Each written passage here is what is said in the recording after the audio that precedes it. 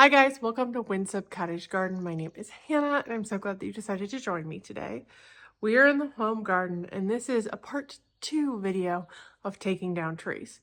I have mentioned a couple times since moving into this new house that I had these big old hemlocks at the back of my property that served as a beautiful green wall between me and the neighbors behind me.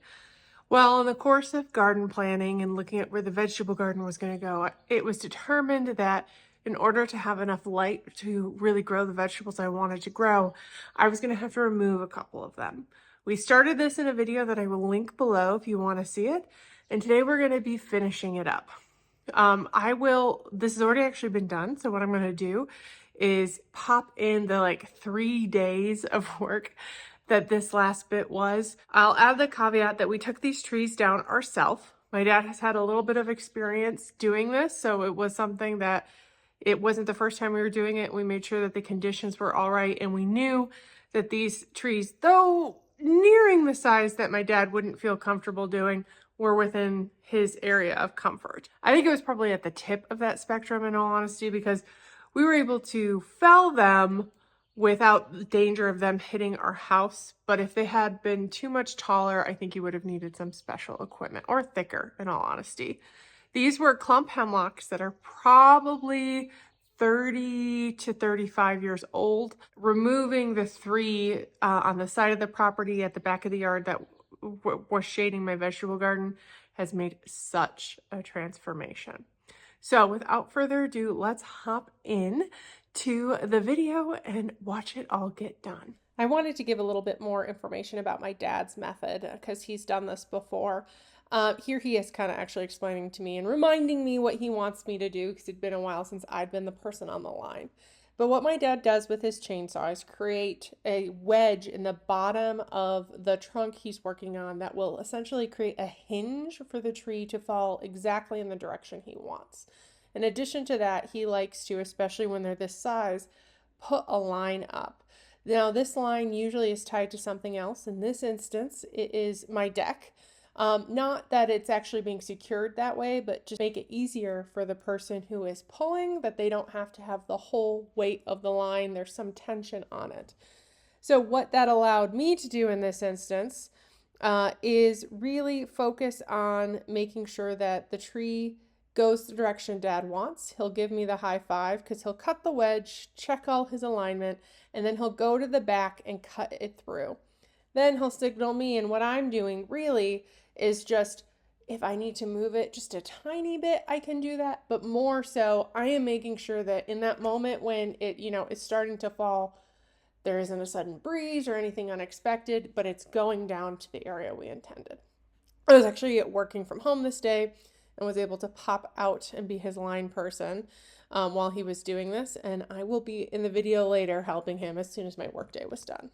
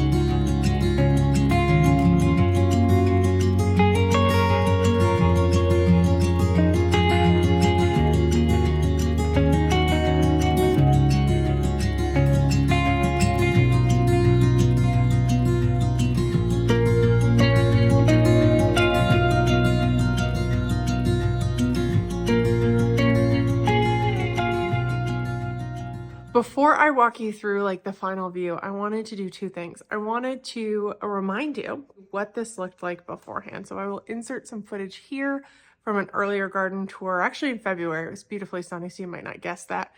But that where you could see the picture and the sweeping grace that the hemlocks did offer. I think I am missing the privacy they gave me, but I am loving the light. Let's go check it out. To orient you guys, I am standing in front of my holding area, which is looking quite good. And as I kind of sweep up the yard, you will see such a big difference in this space. You're also going to see that there's some trees here that we're going to be talking about in an upcoming video. Because I have always intended to replant trees in this area, just ones that only top out at about 20 to 25 feet tall so that they don't shade where the vegetable garden is going to go. And I'm not going to show you that because that's the next video you're going to see. But you can see that this has opened up this huge area. You can also see that I did decide to take out the clump in the corner. As I was looking at it and considering it, it just didn't look nice, and it was going to take such a long time for it to look nice, if it ever would, that I had decided to go ahead and replace it with a different anchor tree, which is already in place. And again, we will be talking about in an upcoming video, probably in the next week or two. One slightly unforeseen circumstance, which isn't surprising, is this was super shady, hardly got any sun, which actually means it was very mossy. Let me kind of show you what it looked like. If I walk this way, we did still keep a couple beautiful hemlocks, so we did trim them up a little bit. And I trimmed my spruce trees, there's some dead in it. But if you look at the grass down here, it looks, you know, nice and green. Until you get closer and realize most of it is moss and is actually very like sparse. The moss was killing the grass. And now that the trees are gone and the shade is gone, the moss is dying and the grass is truly sparse. But I'm getting my sprinklers turned on next week, and I'm sure that this grass will slowly bounce, and ultimately this is actually going to be mostly flower bed. So while I would rather it look nice and not so dead before I turn it into flower bed, I'm not going to be investing a ton of time and money into making it look nice, just kind of looking okay in the meantime. And I'm actually going to be chipping away at that bed with all my holding area plants as time goes on, because now that it is full sun, I have more opportunities and things to plant there. And actually, as one final sweep transformation, I am standing at my back door to my kitchen, and I think I have a clip that I'll insert here, which is my view spanning from the left all the way around, kind of encasing the backyard. This is what it looks like now. The arborvitae that were blocking this view are gone, letting in a lot more light. We can see this beautiful open space that will eventually have trees about there. As I kind of pan over, I'm going to stop because you're going to see a sneak peek of what's to come. All the arborvitae and yew bushes are gone there as well. So that is the trees coming down. It was a full weekend. I was really fortunate my dad and my brother Sean were here to help, because as you saw in that sneak peek clip, we also accomplished another huge project, which will be coming in the next video you see, where we got my raised vegetable garden set up and it's almost ready for plants to go in. Now I want to say, some people might look at my choice to remove those trees and say, why? They were so big and beautiful, you shouldn't be removing trees. I agree to a point. Generally speaking, I don't like removing trees, especially ones that are big, old, and beautiful. And those did have their own sort of beauty. However, they were causing an issue in my garden that the more I looked at it and tried to determine what I could do, the only solution really was to remove them. And I actually struggled with this decision for a while because I loved the enclosed feeling it gave me. And I did talk to my neighbors before taking them down, even though they were on my property, and saying, gee, I'm going to be taking these down, but I'll also be planting trees this season to help give that privacy a sense again. No, it's going to take a decade before those trees act in any way sort of a barrier like the old ones did. But there'll be varieties that have an additional season of interest, or two in some cases, and will serve my purpose better, which is allowing more light to enter my yard so I can use my yard in the way I want to. I really believe if there's something that's not serving a purpose in your yard, don't hesitate to change it.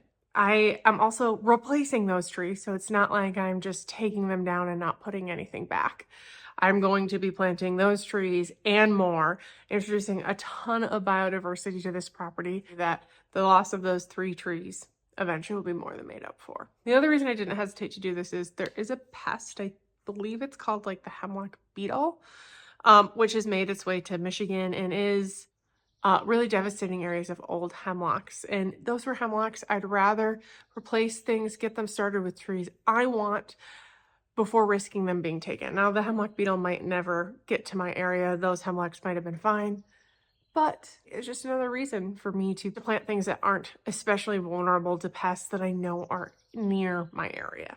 So anyway, I hope you enjoyed this video. I really appreciate you joining me. If you liked it, please make sure to hit that thumbs up button and subscribe, and I can't wait to see you next time.